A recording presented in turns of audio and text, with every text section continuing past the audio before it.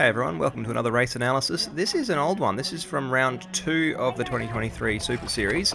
This is a team time trial. I'm racing for Mood Racing in the Cat 2 men, and right off the bat, my job was to slot in at the end and make sure that everyone was on.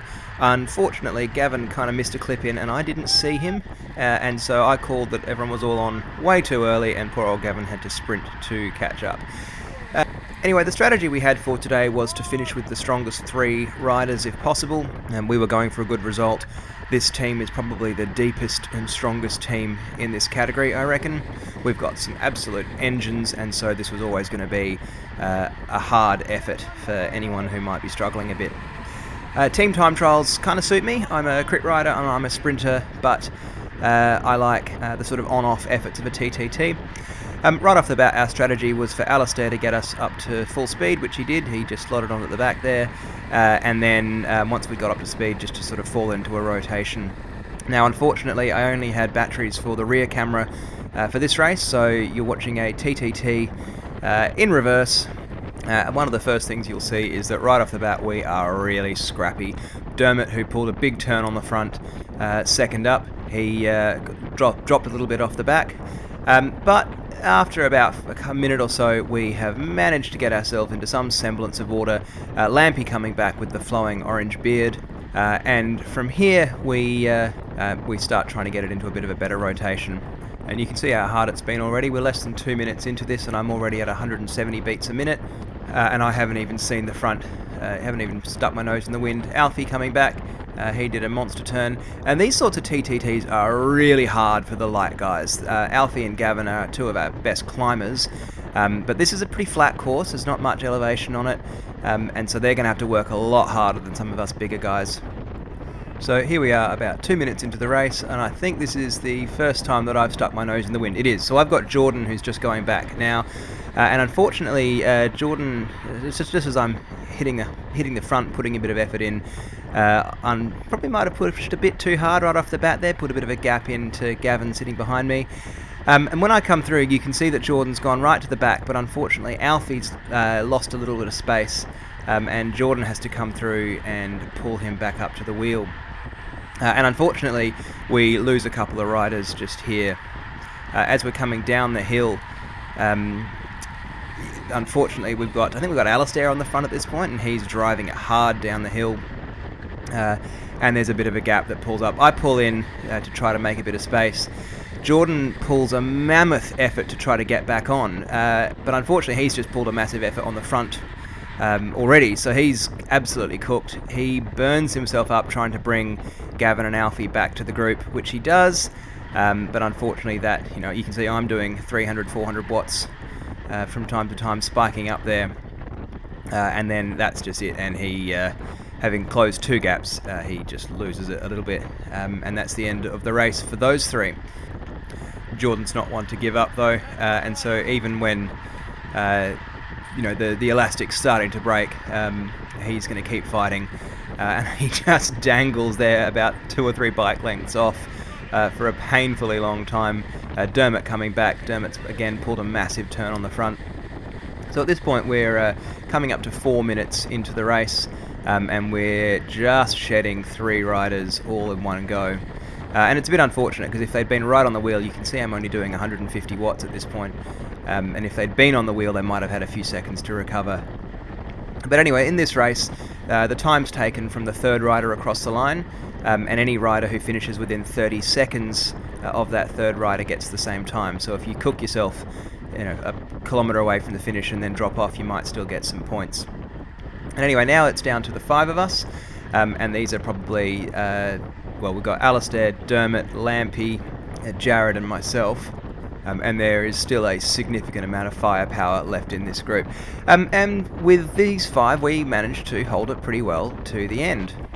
I'm aiming at holding about 400 watts on the front. I might have been exceeding that a little bit at this point. But I've had 2 minutes to recover in between turns, so I'm feeling fresh as.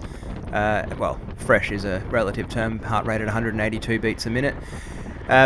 Dropping to the back of the group and spike back up to 300 or 400 watts just to get back on the wheel, and then a lovely boring view as I get a few seconds to recover. I've skipped through Alistair, Dermot and Lampy's turns. Jared's on the front. I think he's just coming back now. And once again, I'm aiming at 400 watts and somewhat missing. Lampy's just going to let an extra turn go through here, and then he's going to pull one more big turn. Now, remembering we've only got to finish with 3 riders, and we're within, what's that, 2.5 Ks of the finish. So when I peel off, Alistair does his last full bore turn. He knows exactly how hard he can go, and he lights it up for his last one. And I think we see James Raisin, the photographer. There we go. James Raisin takes some fantastic photos. He's from Ride Adelaide, probably one of the biggest supporters of cycling in Adelaide, so go check him out. Anyway, Alistair pulls a monster turn. I mean, you can see I'm still doing 300 watts coming downhill in 5th wheel. He finishes his turn up, and although he does get on the back, Jesus, he's still going. Although he does get on the back, I think he calls it quits shortly after. There we go, and you can definitely see the pain face right there. That's a fella who's done a big turn.